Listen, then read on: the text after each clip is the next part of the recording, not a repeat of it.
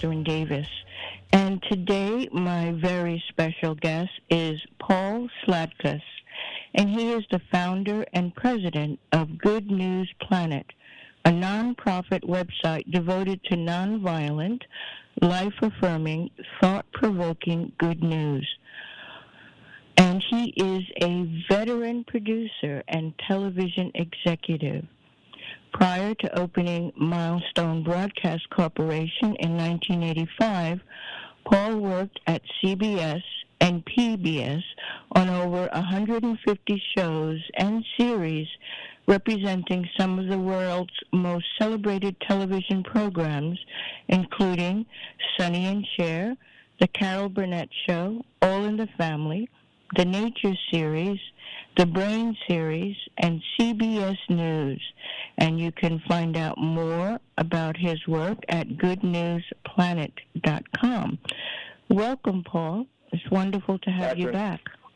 Oh, I love talking with you. You're wonderful, and you're just such a tribute to humankind. You're out there, and you help so many people, and at such great, important events. Thank you.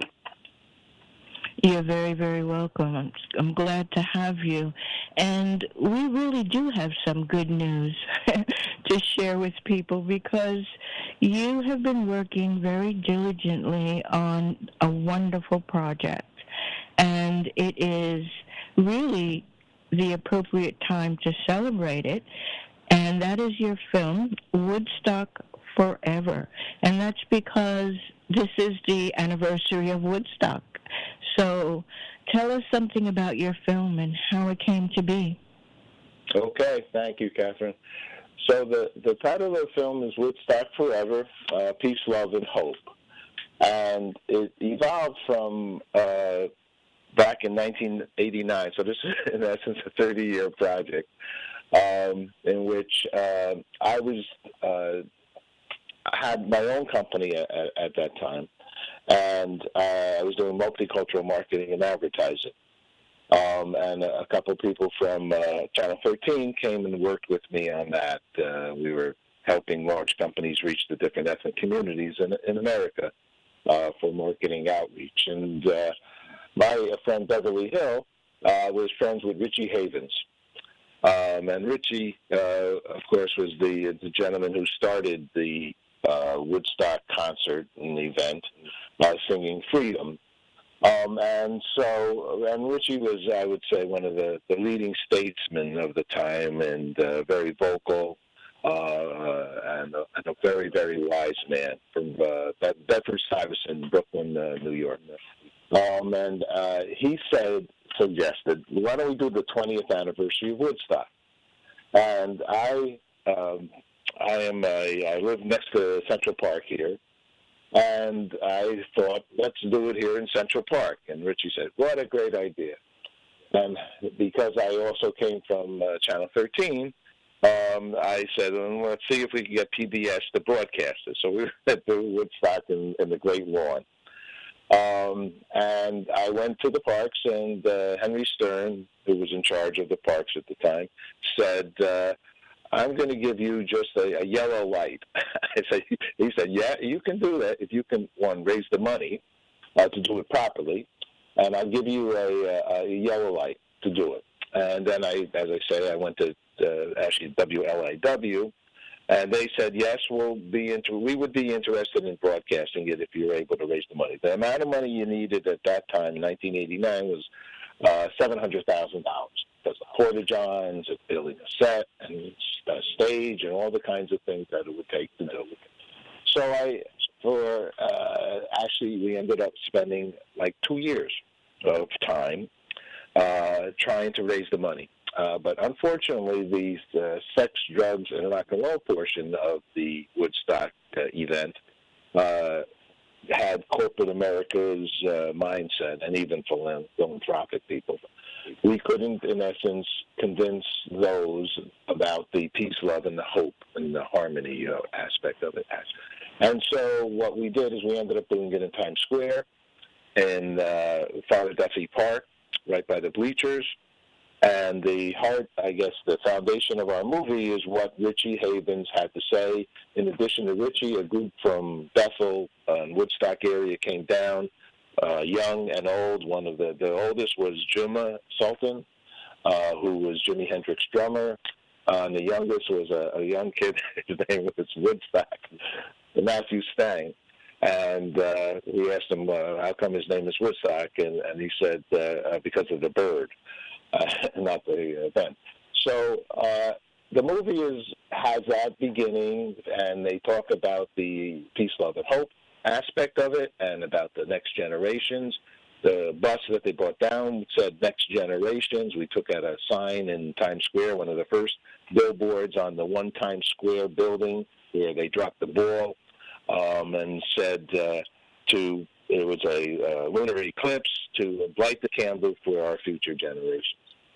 And so what we've done is that we've taken that brilliance of Richie and of Juma and of the group that was coming down there, Billy Sparks and the Bird Tribe Band, and we've included those thoughts, and what we did is then break the movie down into peace, love, and hope, and added a lot of people who speak for peace, who speak for love, who speak for hope. Michael Douglas, Kirk Douglas, Leonardo DiCaprio, Stevie Wonder, Taylor Swift, Casey Musgrave. So we take the music, Ringo Starr, Neil deGrasse, in different areas, Oprah Winfrey, Lady Gaga.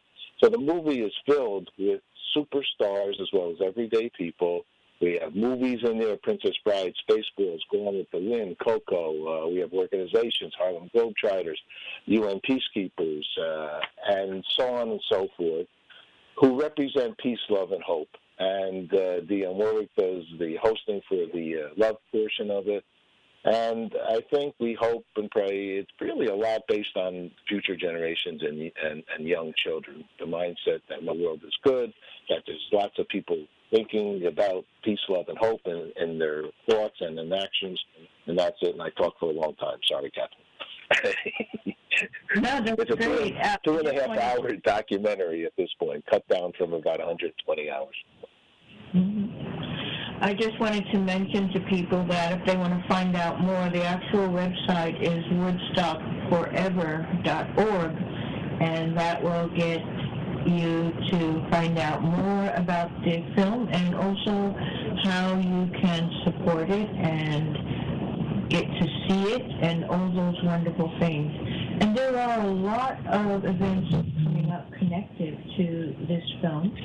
But what I would like to address before we get right into that, what I find really interesting about the age in which we're living in is that we have a younger generation, and for me, anyone under 50 is young, but even the young people, the millennials and the teens growing up, don't have a lot of that hope that we had in the generation of the 60s and 70s, where we really believed that we could change the world and that it would become a better place. And I think a lot of things did happen that could easily have taken the world in that direction. But because of breakdown in many things, including politics and media, we've been shepherded into somewhat of a toxic comprehension of the world as it seems to exist around us. And I really believe that it's really important for young people to be able to get that hope back, to understand that they can be empowered to make changes in their lives and changes in the world, and to really just enjoy and celebrate life. So I'm wondering if you could give us your take on how bringing this film back can really make a difference in a broader sense. Well, I'm the good news broadcaster, and one of them, actually, in this world. And our shows go goodnewsbroadcast.com or goodnewsplanet.tv.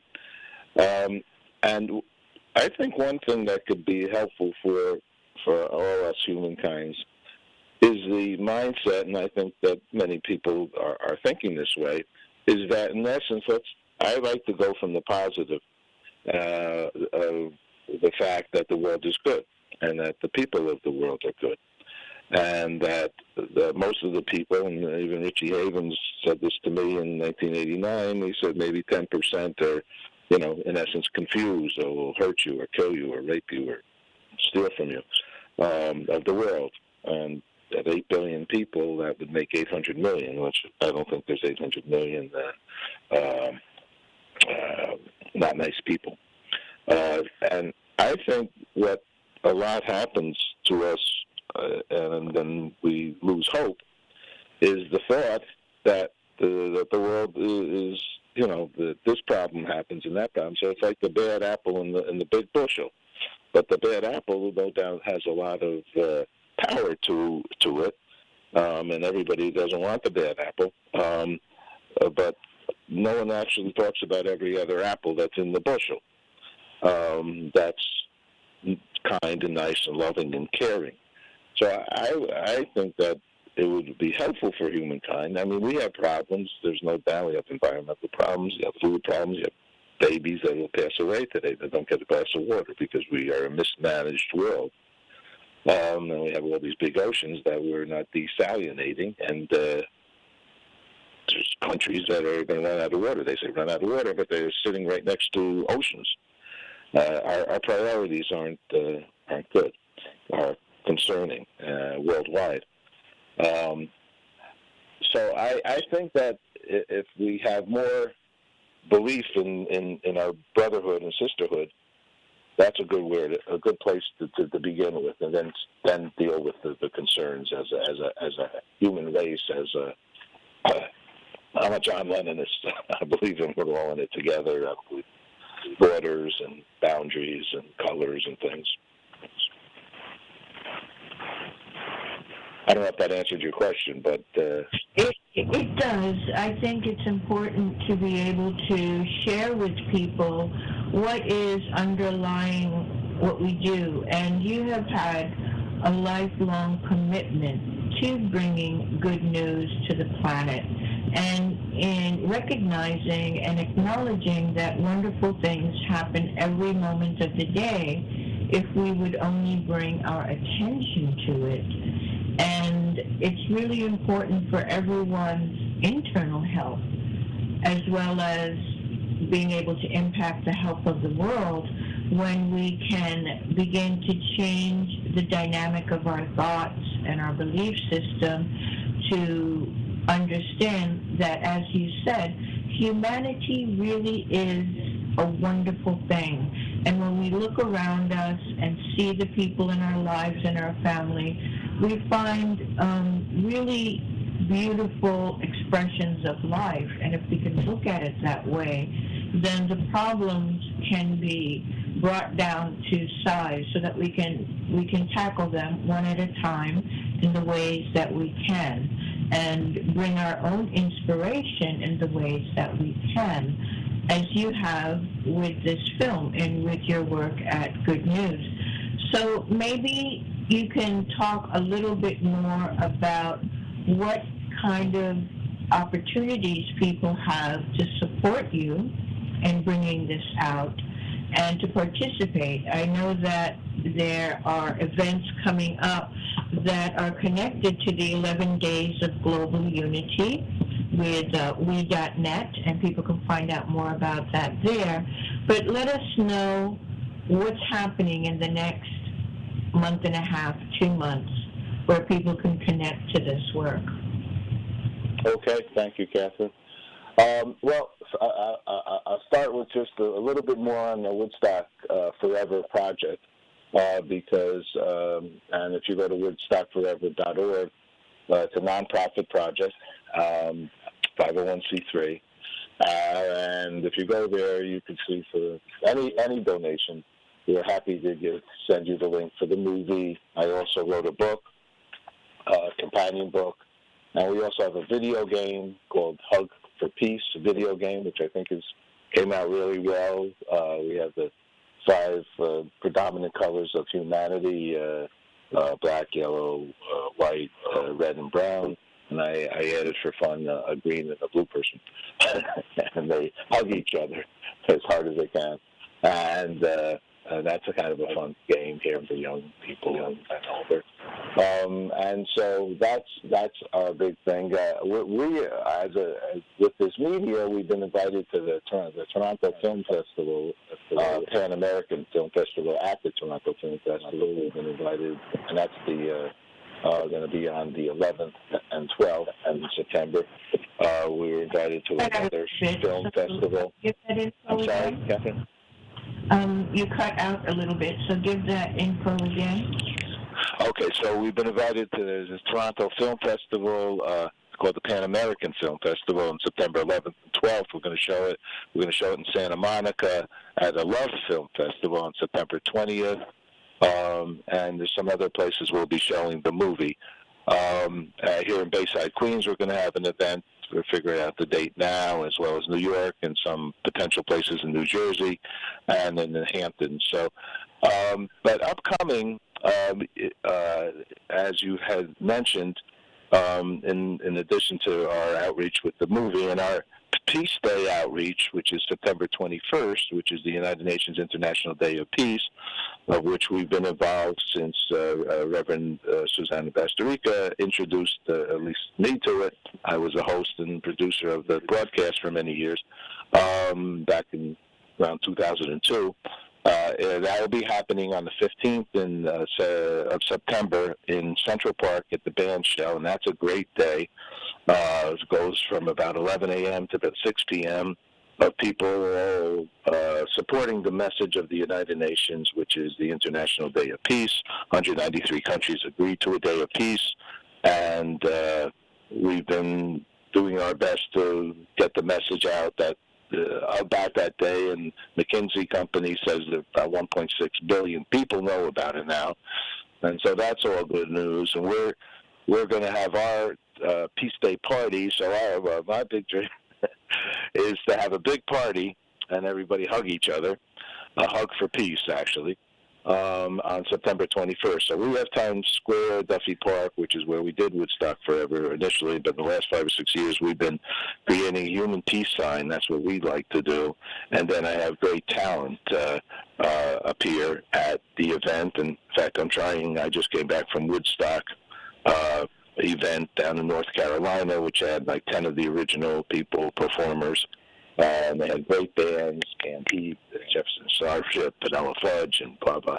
Great. So I'm trying to Sly and the Family Stone, except without Sly. And so Greg Amico's group, he was the original drummer. So we're trying to get some of these nice groups to appear. We already have a wonderful opera singer and Carnegie Hall, Kathy, a pianist and a celloist, and so we'll have a nice day on the 21st, and so that's all good too.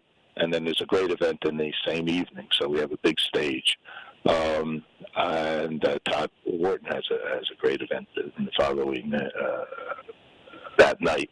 And then Rick Goldfix, as you mentioned, the 11 days of the global unity, starting on September 11th and going till the 21st. Another very, very important event that Rick does.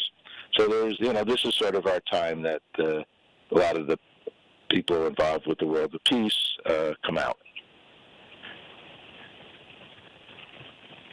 Definitely, and I've been working as well to put together a database of events that are taking place with regard to health for that project. So I think a lot of people are getting more involved, and it's expanding, and it's really important that we make that commitment to ourselves and to the world to do what we can. And sometimes what a person can do is to simply participate and enjoy an opportunity such as the one that you are providing. And I really do encourage people to check it out and find out more about how they can get engaged, how they can get involved, and to do this kind of thing. And truth be told, I'm not sure that the Woodstock event, as it took place, could ever be duplicated.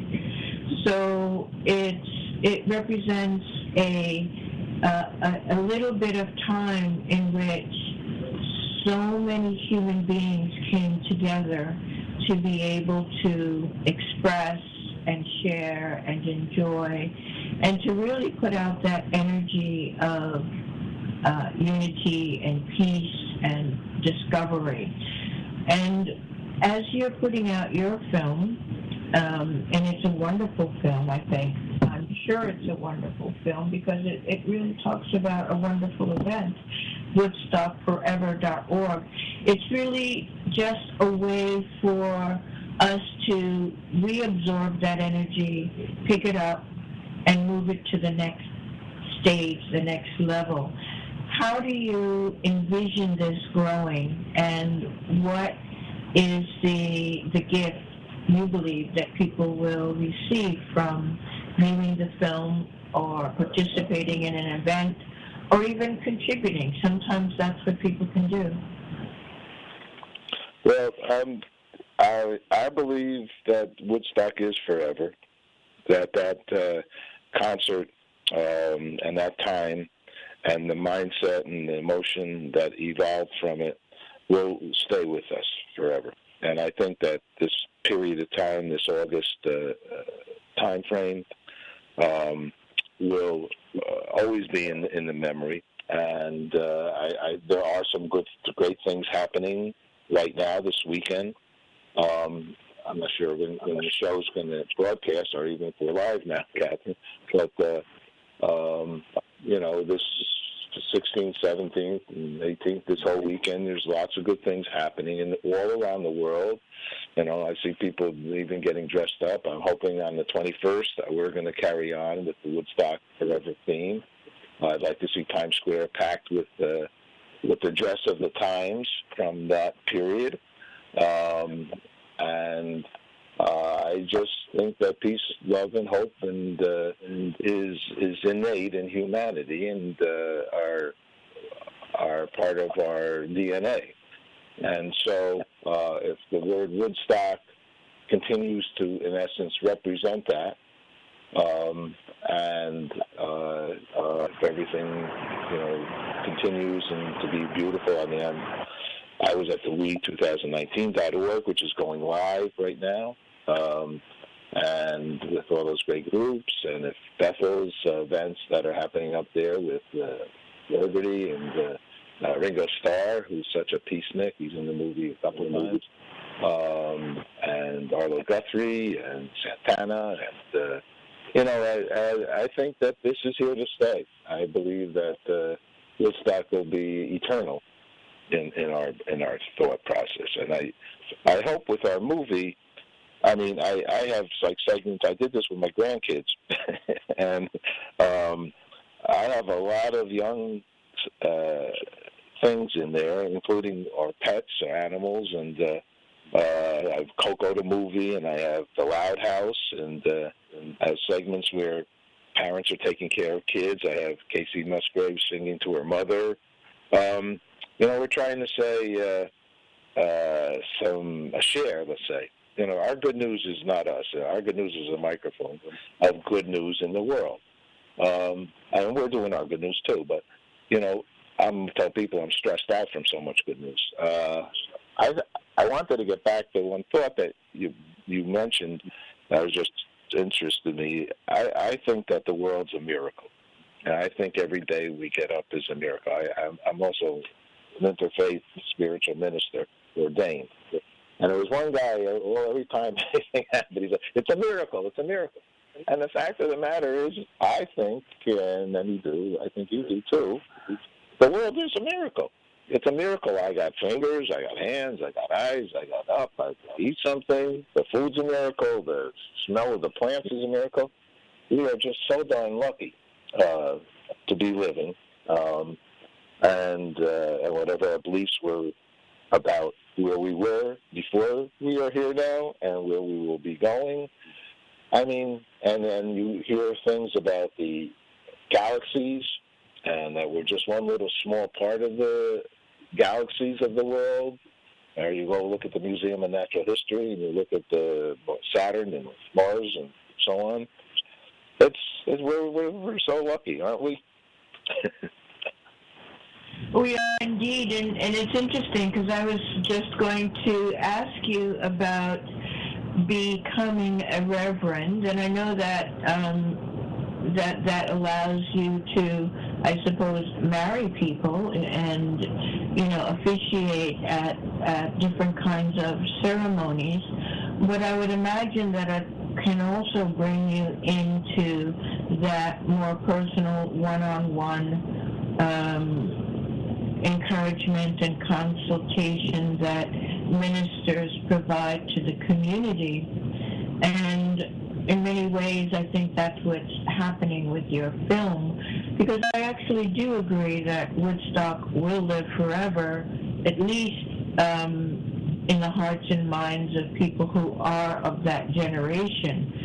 But if not for the work that you're doing and other people are doing, it would be forgotten by now. Nobody would really know about it except for the random YouTube clips of music that someone may or may not see.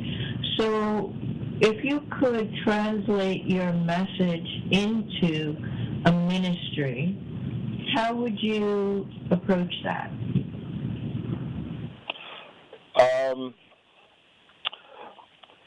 It's good questions.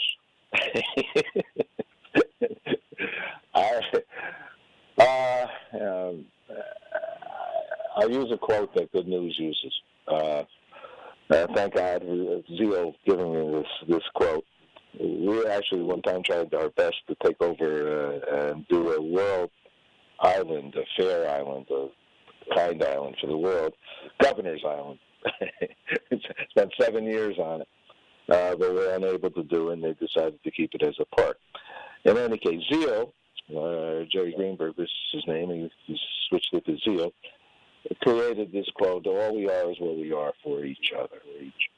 And it really, I feel, is the summation, I will say, one of the summations of what we are as human beings. I mean, for each other is a blessing, and as well as ourselves, we need to be kind to ourselves. We're part of each other's.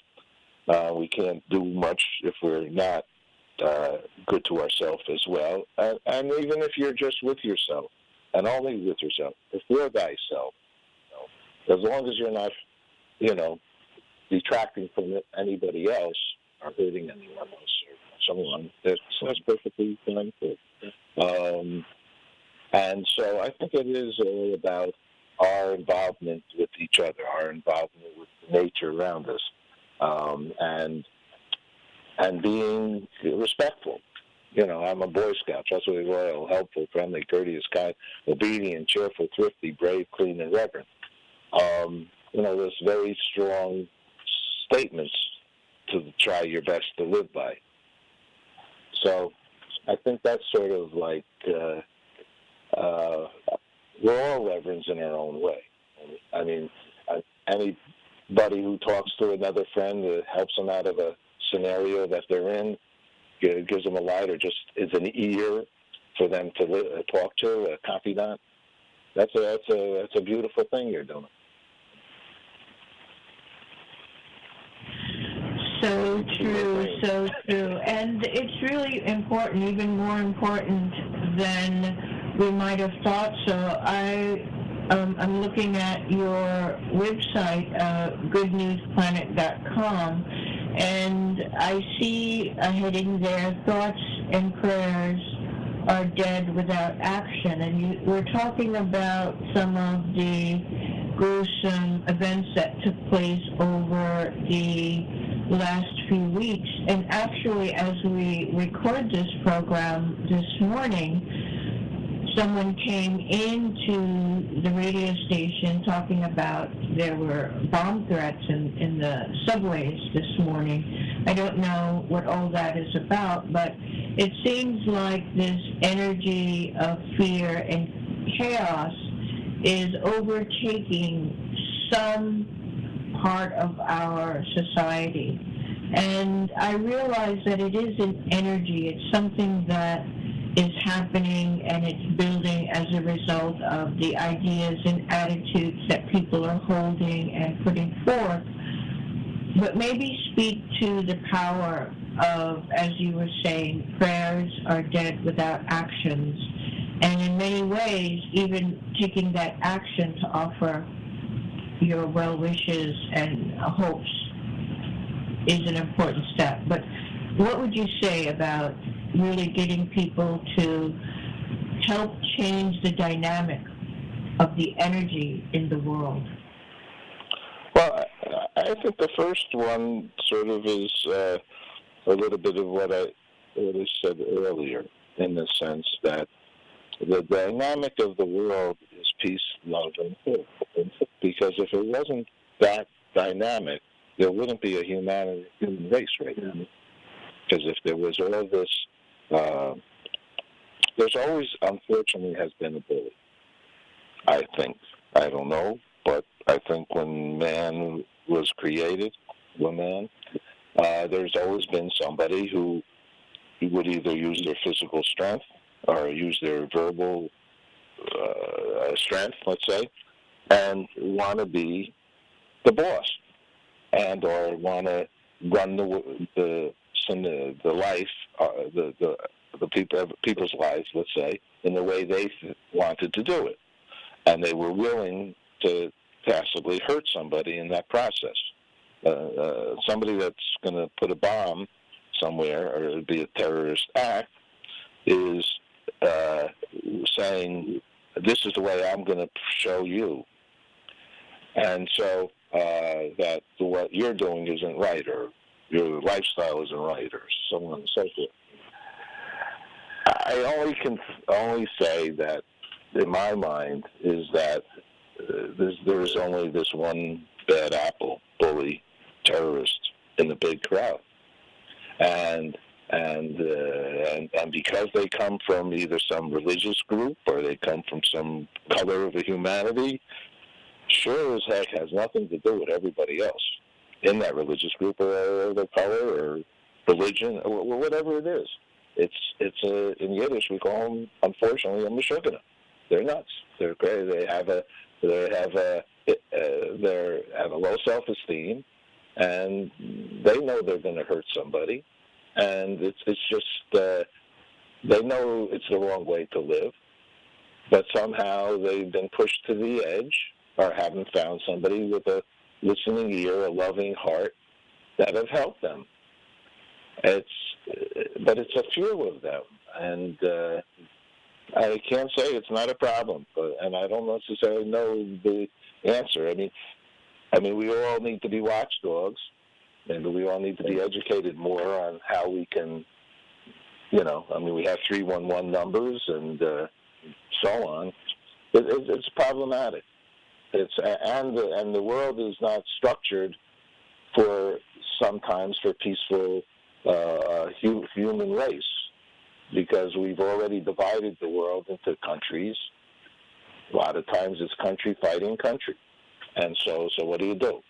Is it better to get rid of the borders, let everybody go free everywhere? I don't know. There's things that, are challenging. But so I don't know if I have the answer for the problem situations, but I do know that in Native American Indians, I believe this to be so, that if there was somebody that was, in essence, let's say, acting up in a way that was not felt comfortable by the group, the tribe, they would do their best to hug them and to hold them in a circle. And so maybe we need a gigantic hug, world circle, and, try our best to say we're here for you, for anybody that needs somebody to be there for them. Because unfortunately, some people don't have people around them, or they've shunned them, or when somebody's done something bad, they haven't used compassion or acceptance to bring them back into, humanity, let's say. Yeah, I understand. It's really difficult to know how you can make a difference on that scale. I think the important thing is to live without fear as much as we can, because fear just creates and attracts more chaos. So that doesn't really help the situation. But I do believe that we can begin to create that circle of hug that you were talking about, even in our own individual relationships with our friends and family and in our business, by bringing that level of compassion and caring to what we do as we perhaps depersonalize others' inability to do that, and understand it has nothing to do with us, but rather has more to do with that person's state of mind, and not to absorb it. But one of the things that I thought about recently, because I am very much engaged in politics, and I'm concerned about what's going on, and I'm concerned about the elections and all the different arguments that are in the public discourse. But what I came to realize is that I don't have to focus on it so much, and I don't have to feed it back into the loop through whatever social media and conversations that I have. And that's kind of a difficult one, because it's so easy to get online and agree with someone's comment and share someone's comment because it's witty and it feels true. But I've found myself not so much holding off from doing that, but making a judgment first about whether it will actually contribute clear information, or whether it's just about being angry and maybe escalating people's emotions around an issue. And I think that's something important for us to consider. So what do you think about people trying to do that, and maybe integrating more hugs into their social media? Well, I think I have to say, starting right off at the beginning with regard to social media, or even saying starting off with media in general. So I went to the college, so I got a master's degree in communications and Fairfield University. And I would say I was totally lacking knowledge about what media is, and that the power of media, and what a message out there in a newspaper or on a television, or you might say the internet now, or social networking, what it actually stands for.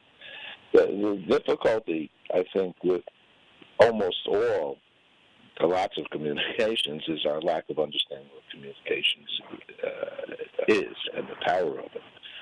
The written word, the visual of some media-owned company that puts a picture up of some situation and has their interpretation of what it is. I think what has happened or happens, especially now that it seems even more so with social networking that gives you only 144 words to write down your whole life story, and as well as all of them, the largest ones, Facebook, LinkedIn, or Twitter, and all these things, you're limited. It's very difficult sometimes to get everybody's always interpreting, anybody interprets in general in life, even in a conversation, what you're saying. And that if you don't understand that, that's to start off with. You have an opinion of some situation based upon your life and who you are and your culture and everything. And then I have my thought and opinion. Then I have my opinion of you and what you're saying, your opinion of me. And so I think in all these scenarios, if love, peace and love are not behind your thinking in every interaction that you have, every book that you read, every headline in the newspaper. There's a museum Washington, D.C., that has every morning, I think, 100 covers of newspapers, and very often the same story, but with a different slant. So what does that mean? That means there's 100 different opinions of what happened. So I think that it would be helpful. There's some courses that we, I think, need in schools and have a little bit more knowledge to face our later life out of school. I think we need to learn how to take care of babies. I think we need to learn how to take care of big babies called our grandparents and our parents. I think we need to learn to understand what communications is because it's going to affect us the rest of our whole life. I think we're all prepared, is my answer to this scenario. And people are get hurt in the process of that. We were a part of something called the Amanda Network out in San Jose, and a girl killed herself because she was tortured and bullied on Facebook. And so it's a very concerning situation that I think we're all prepared for. Yeah, I agree. It's one of those things that makes us,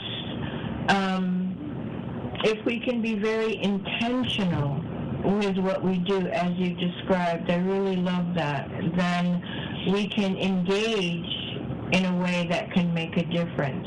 Because I don't really think that dropping out of that engagement helps the overall. I think it helps individually and helps us to maintain on our individual life. But if we're going to have an engagement, it helps to be that nurturing voice or that leveling voice in a situation. And I found that I'm like this in my everyday life very naturally. But there's something about the pull of media that can distort very quickly and take us down a dark path if we're not careful. And I believe that we have to be as intentional about that as we are, or as you are, with your work at Good News Planet. We have to be very intentional and take the time to really support and respond to those things that are more positive influence in our life as a way of rewarding that kind of work. And that's really special and important. I would love it if you could share a little bit more about the work that people can find at goodnewsplanet.com, which goes into so many different things here, but also after that get back into the events and the opportunities to engage with your new movie about Woodstock. Okay. Thank you, Kathryn. Well, Good News Broadcast or Good News Planet is a web broadcast started in 1998 as a home for people sharing their good thoughts, and it's set up to like even YouTube. You could put your own thoughts on it. You can contact us, and we'll be happy to put them on as well. And we have 5,000 shows of people doing good, couple thousand authors, and then just events that are happening in the community, just that are positive, life-affirming, thought-provoking, good news, educational, commentary. We have lots of different areas. We have it in different languages, Good News China, Good News Russia, Good News Japan, so on, and others. And it's just really been we have advice in areas, Good News Hamptons, New York, overcoming obstacles, then different categories. It's just been it's evolved, and in essence, the web has made it easy for us to create a robust broadcast, because in essence, with the web, you have the freedom to put a lot of information in it on your own website. as opposed to a TV station where you got 24/7, you have one channel, and that's big time. But it doesn't give you you have to, within that 24 hours, show different kinds of concepts. But on the internet, you don't have to be 20 minutes long. It could be, 2 hours long if you so decide. We sort of evolved with it. We also trademarked the happy face with arms and legs, and kept that happy feeling, positive content.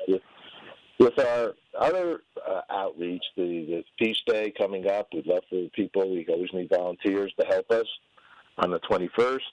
Or prior to that even, that would be great. We could use volunteers to help us because this is all through a nonprofit, 501c3.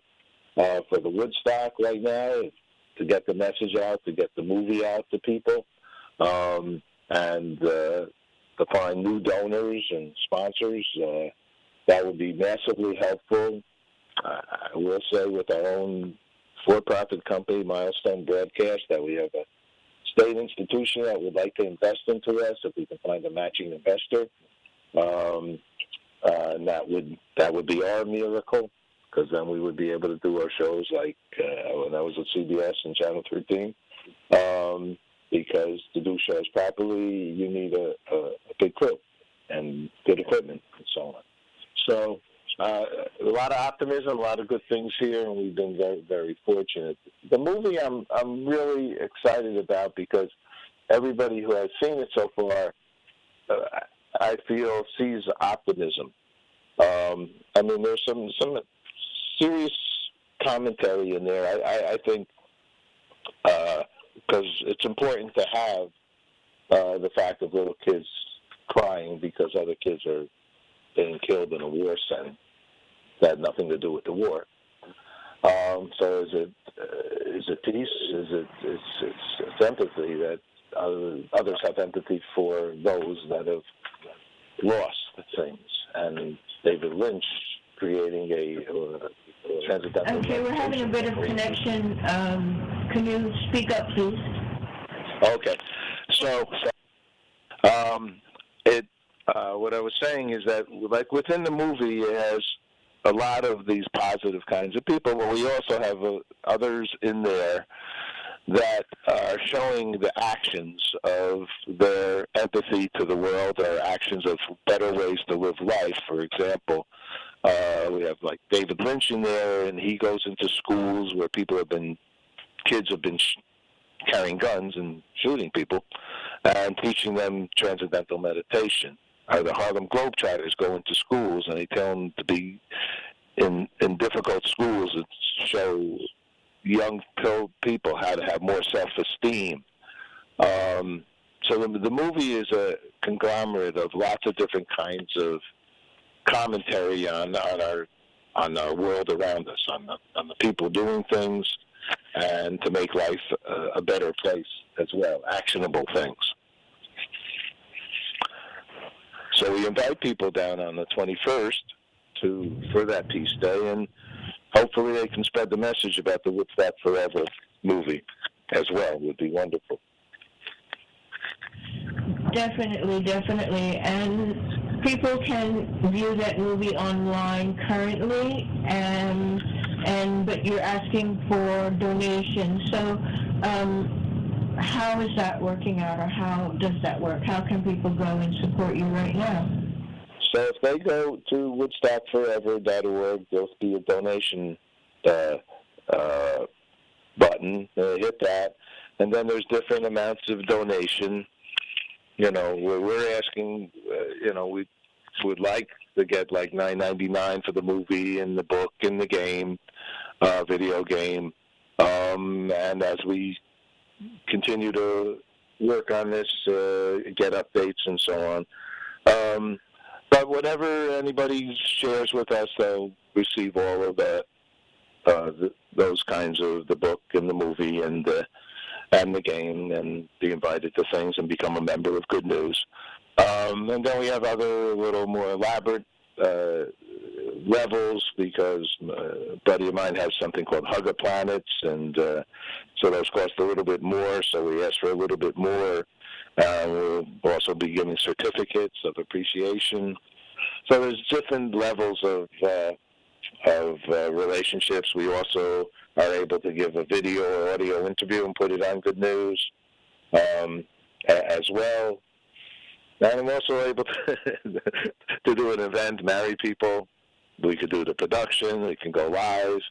So we have those capabilities as well. So we have maybe 6 or 7 different types of donor sponsorships. But anybody who would like to see the movie, I want them to see the movie. Well, that's good, because I'm sure that many people will want to see it. And tell us again about the party, Hug for Peace party. Is that what it's called? The what, Peace Day party? Or am I mixing it up? The video game. It's Hug for Peace video the Hug for Peace video game? Hello? Can you hear me? Hug for Peace? Are you there? I'm here. Can you hear me? Okay, so it appears that we have lost... Hello, testing, 1, 2, 3. Oh, there you are. Okay, very I'm sorry. good. I don't know this microphone. I'm so sorry, audience, if this has been hard to hear. Can you hear me now?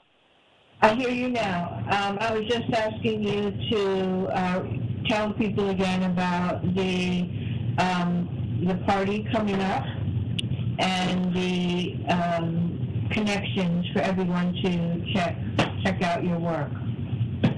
So to see what's happening at the Peace Day party, you go to peacedayparty.org, and you can see what we've done so far and all the kinds of people that have been connected to it, and our sizzle reel, and what we do in Times Square on September 21st, the International Day of Peace. We create a human peace sign, and then we have entertainment and some sing-along from 11 a.m. to 2 p.m., and that's a beautiful occasion right in the heart of Times Square. And we'll also be at the Vigil for International Peace and Ecology, Reverend Susanna Bastarrica's event, and that's in the September 15th at the band show in New York, and that's been going on for many, many years, and I think that's a great occasion as well. And then, as I mentioned, the same night, September 21st, in Times Square, there'll be, it's called L's Up Global, a global movement concert series for peace and unity presented by LTC Live, New York City's hottest new talk show, and Todd Wharton. And he has a great show that evening, the 21st, on the big stage that he's letting us use, which I thank you, Todd. And he'll have artistic performers, a fashion show, and celebrities, and so on, and entertainment. So that's all on the 21st. Susanna's is on the 15th. Rick starts his 11 days on September 11th.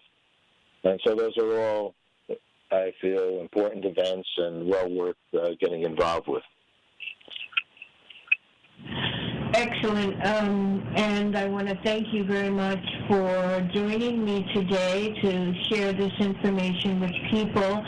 And I want to let everyone know you can go to the website as well for PRN.FM on the Heart of Mind Radio archive page.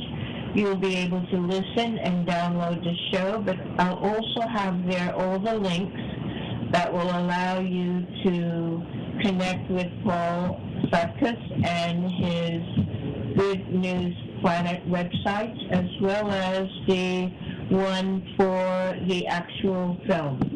So it's going to be a wonderful couple of weeks coming up, and I encourage everyone to participate and enjoy.